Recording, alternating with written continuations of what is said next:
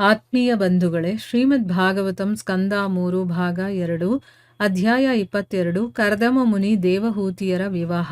ಇದರಿಂದ ಇವತ್ತು 3 ಶ್ಲೋಕಗಳನ್ನು ತಿಳ್ಕೊಳ್ಳೋಣ. ಶ್ಲೋಕ 37.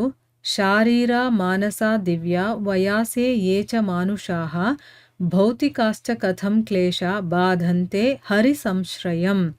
ಅನುವಾದ: ವಿದುರನೇ, ಆದ್ದರಿಂದ ಭಕ್ತಿ ಸೇವೆಯಿಂದ ಸಂಪೂರ್ಣವಾಗಿ ಭಗವಾನ್ ಕೃಷ್ಣನ ಆಶ್ರಯದಲ್ಲಿರುವ ವ್ಯಕ್ತಿಗಳು ದೇಹ, ಮನಸ್ಸು, ನಿಸರ್ಗ, ಇತರ ಮನುಷ್ಯರು ಮತ್ತು ಜೀವ ಜಂತುಗಳಿಂದ ಒದಗುವ ಸಂಕಟಗಳಿಗೆ ಹೇಗೆ ತಾನೇ ಒಳಗಾಗುವರು.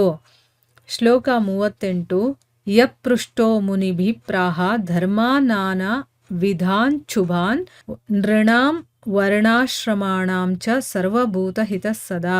ಅನುವಾದ: ಕೆಲವು ಋಷಿಗಳು ಕೇಳಿದ ಪ್ರಶ್ನೆಗಳಿಗೆ ಉತ್ತರ ರೂಪದಲ್ಲಿ ಅವನು ಸಕಲ ಜೀವಿಗಳ ಮೇಲಿನ ಕರುಣೆಯಿಂದ ವಿವಿಧ ವರ್ಣಾಶ್ರಮಗಳ ಮತ್ತು ಜನಸಾಮಾನ್ಯರ ಪರಿಪರಿಯ ಪವಿತ್ರ ಕರ್ತವ್ಯಗಳನ್ನು ಬೋಧಿಸಿದನು. ಶ್ಲೋಕ 39. ಏತತ್ತ ಆದಿರಾಜಸ್ಯ ಮನೋಶ್ಚರಿತಮದ್ಭುತಂ ವರ್ಣಿತಂ ವರ್ಣನೀಯಸ್ಯ ತದಪದ್ಯೋದಯಂ ಶೃಣು. ಅನುವಾದ: ವರ್ಣನೆಗೆ ಯೋಗ್ಯವಾದ ಕೀರ್ತಿಯುಳ್ಳ ಮೂಲ ರಾಜನಾದ ಸ್ವಯಂಭೂವ ಮನುವಿನ ಅದ್ಭುತ ಚರಿತೆಯನ್ನು ನಾನು ನಿನಗೆ ಹೇಳಿದ್ದೇನೆ. ಈಗ ನಾನು ಅವನ ಮಗಳಾದ ದೇವಹೂತಿಯ ಏಳಿಗೆಯನ್ನು ಬಣ್ಣಿಸುತ್ತೇನೆ, ದಯವಿಟ್ಟು ಕೇಳು. ಇವು ಶ್ಲೋಕಗಳು ಮತ್ತು ಅವುಗಳ ಅನುವಾದ. ಈಗ ಭಾವಾರ್ಥದ ಮೂಲಕ ನಾವು ಇದರ ಅರ್ಥವನ್ನು ತಿಳ್ಕೊಳ್ಳೋದಕ್ಕೆ ಪ್ರಯತ್ನ ಮಾಡೋಣ. ಓದ ಭಾಗದಲ್ಲಿ ನಾವೇನು ತಿಳ್ಕೊಂಡ್ವಿ? ಮನು 4 ಯುಗಗಳ 71 ಆವೃತ್ತಿಗಳಿಂದ ಕೊನೆಗೊಳ್ಳುವಂತಹ ತನ್ನ ಕಾಲವನ್ನು ಸದಾ ವಾಸುದೇವನನ್ನ ಚಿಂತನೆ ಮಾಡ್ತಾ ಸದಾ ವಾಸುದೇವನನ್ನ ಕುರಿತು ವಿಷಯಗಳಲ್ಲಿ ಮಗ್ನನಾಗಿ ಅವನು ಕಳೀತಾನೆ. ಹೀಗೆ ಅವನು 3 ಗಮ್ಯಸ್ಥಾನಗಳನ್ನು ಮೀರ್ತಾನೆ ಅಂತನ್ಬಿಟ್ಟು ತಿಳ್ಕೊಂಡಿದ್ವಿ. ಈಗ ಈ ಶ್ಲೋಕದಲ್ಲಿ ಏನು ಹೇಳ್ತಾ ಇದ್ದಾರೆ ಅಂತಂದರೆ, ಮುನಿಗಳು ಹೇಳ್ತಾರೆ, ವಿದುರನೇ, ಅದಕ್ಕೋಸ್ಕರನೇ ಭಕ್ತಿ ಸೇವೆಯಿಂದ ಸಂಪೂರ್ಣವಾಗಿ ಆ ಭಗವಂತನ ಆಶ್ರಯದಲ್ಲಿರುವಂಥ ವ್ಯಕ್ತಿಗಳು ದೇಹ, ಮನಸ್ಸು, ನಿಸರ್ಗ ಮತ್ತು ಬೇರೆ ಮನುಷ್ಯರು, ಜೀವ ಜಂತುಗಳು ಅವರಿಂದ ಬರುವಂಥ ಸಂಕಟಗಳಿಗೆ ಹೇಗೆ ತಾನೇ ಒಳಗಾಗ್ತಾರೆ. ಯಾಕಂದರೆ ಅವ್ರು ಸದಾ ಅವನಲ್ಲೇ ಮುಳುಗಿರ್ತಾರೆ ಭಗವಂತನಲ್ಲಿ. ಅಂದಮೇಲೆ ಇವ್ರಿಗೆ ಇನ್ಯಾವುದ್ರ ಬಗ್ಗೆನೂ ಅವ್ರಿಗೆ ಕೇರೇ ಇರೋದಿಲ್ಲ. ಅವರು ಈ ಸಂಕಟಗಳಿಗೆಲ್ಲ ಒಳಗಾಗ್ತಾರೆ ಅಂತ ಹೇಗೆ ತಾನೇ ಹೇಳೋದು ಅಂತಂದ್ಬಿಟ್ಟು ಇಲ್ಲಿ ಹೇಳ್ತಾ ಇದ್ದಾರೆ. ಈಗ ಭಾವಾರ್ಥದಲ್ಲಿ ಗುರುಗಳೇನು ಹೇಳಿದ್ದಾರೆ ಅಂತಂದರೆ, ದೈಹಿಕ, ಮಾನಸಿಕ, ನೈಸರ್ಗಿಕ ಕ್ಷೋಭೆಗಳಲ್ಲಿ ಯಾವುದಾದರೂ ಒಂದು ಈ ಲೌಕಿಕ ಜಗದ ಜೀವಿಯನ್ನು ತಪ್ಪದೇ ಸಂಕಟಕ್ಕೆ ಸಿಲುಕಿಸುವುದು.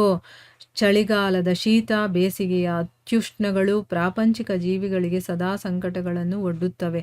ಆದರೆ ಕೃಷ್ಣ ಪ್ರಜ್ಞೆಯಲ್ಲಿ ಭಗವಂತನ ಪಾದಕಮಲಗಳ ಆಶ್ರಯವನ್ನು ಸಂಪೂರ್ಣವಾಗಿ ಸ್ವೀಕರಿಸಿದವನು ಅಲೌಕಿಕ ನೆಲೆಯಲ್ಲಿರುತ್ತಾನೆ. ಆತನು ದೇಹ, ಮನಸ್ಸುಗಳಿಂದ ಬೇಸಿಗೆ, ಚಳಿಗಾಲಗಳ ನೈಸರ್ಗಿಕ ಕ್ಷೋಭೆಗಳಿಂದ ಒದಗುವ ಯಾವುದೇ ಸಂಕಷ್ಟಗಳಿಂದ ವಿಚಲಿತನಾಗುವುದಿಲ್ಲ. ಅವನು ಈ ಎಲ್ಲ ಸಂಕಷ್ಟಗಳನ್ನು ಮೀರಿದ ಅಲೌಕಿಕನಾಗಿರುತ್ತಾನೆ. ಅಂದರೆ ಅರ್ಥ ಏನು? ಈಗ ದೈಹಿಕವಾಗಿ ಆಗಿರ್ಬೋದು, ಮಾನಸಿಕವಾಗಿ ಆಗಿರ್ಬೋದು, ಅಥವಾ ನೈಸರ್ಗಿಕದಿಂದನಾದರೂ ಆಗಿರ್ಬೋದು, ಯಾವುದಾದ್ರೂ ಒಂದು ತೊಂದರೆ ಅನ್ನೋದು ಜಗದ ಜೀವಿಯನ್ನ ಖಂಡಿತವಾಗ್ಲೂ ಸಂಕಟಕ್ಕೆ ಸಿಲುಕಾಕ್ಸುತ್ತೆ. ಈಗ ನೋಡಿ, ದೈಹಿಕವಾಗಿ ನಮಗೆ ರೋಗ ಇರುತ್ತೆ, ಅಥವಾ ನಡೆಯೋಕ್ಕಾಗಲ್ಲ, ಅಥವಾ ಸೊಂಟ ನೋವು, ತಲೆ ನೋವು, ಏನೋ ಒಂದಿರುತ್ತೆ. ಇನ್ನು ಮಾನಸಿಕವಾಗಿ ಡಿಪ್ರೆಷನ್ಗೆ ಹೋಗೋದು, ಯಾರೋ ಏನೋ ಹೇಳಿದ್ರು ಅಂತ ಮನಸ್ಸಿಗೆ ತಗೊಂಡು ಅದನ್ನು ಯೋಚನೆ ಮಾಡೋದು, ಅಥವಾ ಇನ್ನೂ ಏನೋ ಬೇಕಾದಷ್ಟು ಮಾನಸಿಕ ತೊಂದರೆಗಳಿರುತ್ತೆ. ಇನ್ನು ನೈಸರ್ಗಿಕವಾಗಿ ನಿಸರ್ಗದಿಂದ ನಮಗೆ ಬರಗಾಲ, ಕ್ಷಾಮ ಅದಿಲ್ಲ ಅಂತಂದರೆ ಬೇರೆ ಜೀವಿಗಳಿಂದ ಬರುತ್ತೆ. ಯಾವುದೋ ಒಂದು ಸೊಳ್ಳೆ ಬಂದು ಕಡಿತಾ ಇದ್ದರೆ ಅದು ಪ್ರಾಬ್ಲಮ್ಮೇ. ಇಲ್ಲ ಯಾರೋ ಒಬ್ಬರು ಅಕ್ಕಪಕ್ಕದಲ್ಲಿರೋರು ಟಾರ್ಚರ್ ಕೊಡೋರು ಅಂಥವ್ರು ಇದ್ಬಿಟ್ರೆ ಅದು ಕೂಡ ಒಂಥರ ಹಿಂಸೆನೇ ಅಲ್ವಾ. ಈ ರೀತಿ ಈ ಜಗತ್ತಲ್ಲಿರುವಂಥ ಜೀವಿಗಳಿಗೆ ಯಾವುದಾದ್ರೂ ಒಂದು ರೀತಿಯಲ್ಲಿ ಸಂಕಟ ಅನ್ನೋದು ಇದ್ದೇ ಇರುತ್ತೆ. ಆದರೆ ಯಾರು ಭಗವಂತನ ಪಾದಕಮಲಗಳ ಆಶ್ರಯವನ್ನು ಪಡ್ಕೊಂಡಿರ್ತಾನೋ, ಅವನನ್ನೇ ಹಿಡ್ಕೊಂಡಿರ್ತಾನೋ, ಅವನನ್ನೇ ಸ್ಮರಣೆ ಮಾಡ್ತಿರ್ತಾನೋ, ಅವನಿಗೆ ತನ್ನನ್ನು ತಾನು ಸಮರ್ಪಣೆ ಮಾಡ್ಕೊಂಡಿರ್ತಾನೋ, ಅವನು ಅಲೌಕಿಕ ಸ್ಥಿತಿಯಲ್ಲಿರ್ತಾನೆ. ಅವನು ಈ ದೇಹಕ್ಕೆ, ಮನಸ್ಸಿಗೆ, ಅಥವಾ ಇನ್ನೇನೋ ನಮಗೆ ನೈಸರ್ಗಿಕದಿಂದ ಬರುವಂಥದ್ದಕ್ಕೆ ಯಾವುದಕ್ಕೂ ಅವನು ತಲೆ ಕೆಡಿಸ್ಕೊಳ್ಳೋದಿಲ್ಲ. ಈಗ ಬೇಸಿಗೆ, ಚಳಿಗಾಲ ಇದೆಲ್ಲ ಬಂದಾಗ ತುಂಬ ಚಳಿ ಆಗೋದು, ತುಂಬ ಬಿಸಿ ಬಿಸಿ ಬಿಸಿ ಆಗೋದು, ಅದೆಲ್ಲ ಆಗುತ್ತೆ ನೋಡಿ.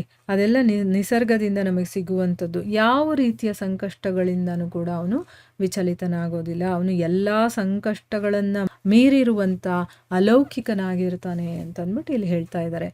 ಇನ್ನು ಮುಂದಿನ ಶ್ಲೋಕದಲ್ಲಿ ಏನು ಹೇಳ್ತಾರೆ, ಕೆಲವು ಋಷಿಗಳು ಕೇಳ್ತಾರಲ್ಲ ಪ್ರಶ್ನೆಗಳು, ಅಂಥದಕ್ಕೂ ಕೂಡ ಅವನು ಉತ್ತರವನ್ನು ಕೊಡ್ತಾನೆ ಸ್ವಯಂಭುವ ಮನು. ಯಾಕೆಂದರೆ ನೋಡಿ, ಇಲ್ಲಿ ಋಷಿಗಳೇ ಅವನಿಗೆ ಪ್ರಶ್ನೆಗಳನ್ನು ಕೇಳ್ತಾರೆ. ಆದರೆ ಅವನು ರಾಜಋಷಿ ಆಗಿದ್ದಂಥವನು, ರಾಜನಾಗಿದ್ದರೂ ಕೂಡ ಅವನು ಆ ಒಂದು ಮಟ್ಟಕ್ಕೆ ಏರಿದ್ದ.